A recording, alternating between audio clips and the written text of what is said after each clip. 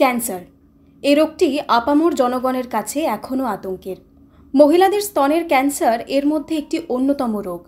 পরিসংখ্যান বলছে বাংলার প্রতি 1 লাখ মহিলার মধ্যে 33% স্তন ক্যান্সারে আক্রান্ত। ব্রেস্ট ক্যান্সারের চিকিৎসা শুধুমাত্র জটিলই নয়, ব্যয়বহুলও। সাধারণ নিম্ন মধ্যবিত্ত ও মধ্যবিত্ত পরিবারের কাছে চিকিৎসার খরচা চালানো প্রায় অসম্ভব। সরকারি পরিষেবা ছাড়া ব্রেস্ট ক্যান্সারের চিকিৎসা বা ট্রান্সপ্লান্টেশন সাধারণ রোগীদের কাছে ধরাছোঁয়ার বাইরে। রাজ্যের প্রথম সরকারি জেলা হাসপাতালে ব্রেস্ট ট্রান্সপ্লান্ট করা হলো এক ক্যান্সার রোগীর। আসানসোলের সালানপুর ব্লকের এক মহিলা তার ব্রেস্টে একটি টিউমার নিয়ে আসানসোল জেলা হাসপাতালে চিকিৎসা করতে এসেছিলেন। সেখানে তার অপারেশনও হয়।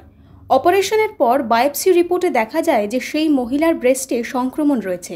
এরপরেই টেলিমেডিসিনের সাহায্যে পিজি হাসপাতালের ডক্টর দীপেন্দ্র সরকারের সঙ্গে যোগাযোগ করতে তিনি জানান যে এক্ষেত্রে ব্রেস্ট ট্রান্সপ্লান্ট সম্ভব, তবে তার জন্য খরচ রয়েছে। এরপর এগিয়ে আসে আসানসোল পৌর নিগমের স্বাস্থ্য বিভাগ। তারাই এই যাবতীয় খরচ বহন করেন। এই অপারেশন আসানসোল শুধু নয়, বরং সারা রাজ্যের জন্য একটি ঐতিহাসিক পদক্ষেপ বলে জানিয়েছেন ডক্টর দীপেন্দ্র সরকার। চিকিৎসা একেবারে স্পোক লেভেলে শুরু করা এবং আসানসোল জেলা হাসপাতাল স্বাস্থ্য দপ্তরের কাছে বিশেষভাবে প্রশংসিত, এবং আমি নিশ্চিত সেটা সুপার সাহেব এবং সিএমওএইচ সাহেব না থাকলে এই অনুপ্রাণিতভাবে এই হাসপাতালে কাজ করা সম্ভব হতো না। প্রত্যেক সপ্তাহে আমরা যে টেলি ব্রেস্ট সার্ভিস রান করি, সেখানে আসানসোল থেকে প্রতি সপ্তাহে 1 বা 2 কেস নিয়ে আলোচনা হয়। আপনি বোঝার চেষ্টা করুন, একজন মহিলা সে এখানে এসে পৌঁছলো, এইখানে তার চিকিৎসার প্রথম ধাপ তৈরি করার পরে পিজির সাথে বসে ভার্চুয়াল বোর্ড হলো, পরের দিন চিকিৎসাটা ইমপ্লিমেন্টেড হয়ে গেল। এই জিনিসটা পৃথিবীর মধ্যে প্রথম। অপারেশন তো আমরা ব্রেস্ট ক্যান্সারে করছি, কিন্তু আমরা কখনো ইমপ্ল্যান্ট লাগাইনি। এটার কি কোনো ব্যবস্থা করা যায় কি না?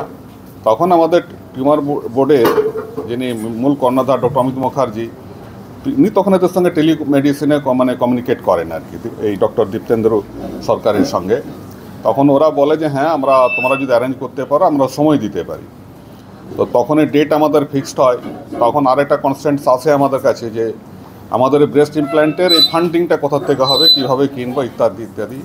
তখন আসানসোল কর্পোরেশন এগিয়ে আসেন, বিশেষ করে স্যারের ভালোই জানবেন আর কি, কর্পোরেশন যে ডাক্তারবাবু আছেন সোমনাথ মণ্ডল, তো উনি বলেন যে আমরা ব্যবস্থা করতে পারি।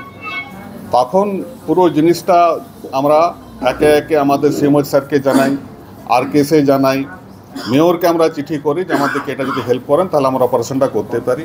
ওনারা তৎক্ষণাৎ সেই ফান্ডের ব্যবস্থা করে পরে পার্টির হাতেই ফান্ডটা তুলে দেওয়া হয় ওদের। তারপরে আজকে পুরো এই পূর্ণাঙ্গ রূপটা, তারই ফলস্বরূপ আজকের এই ওটিটা। দেখুন, এটা অবশ্যই একটা মাইলস্টোন অ্যাচিভমেন্ট বলতে পারেন। এটা আমাদের ব্রেস্ট যে ক্যান্সার কেয়ারের একটা প্যালিয়েটিভ কেয়ারের দিক, যেখানে একজন ইয়াং মহিলার ইমোশন এবং এস্থেটিক অ্যাসপেক্ট জড়িত। তো সেখানে আমাদের এই প্যালিয়েশন সার্জারি যেটা হচ্ছে, সেটা অবশ্যই একটা মাইলফলক আমরা অর্জন করছি। কিন্তু আপনারা আগেও যেটা শুনলেন যে এই ফান্ডের ব্যবস্থা কিন্তু আমাদের নেই, এটা মেয়র কেয়ার ফান্ড থেকে দেওয়া হয়েছে। কিন্তু এই ব্যয়বহুল অপারেশন যাতে বিনামূল্যে রোগীদের করা যায় সেই বিষয় নিয়ে প্রত্যাশা মানুষের। ব্যুরো রিপোর্ট, আজ এখন নিউজ, আসানসোল।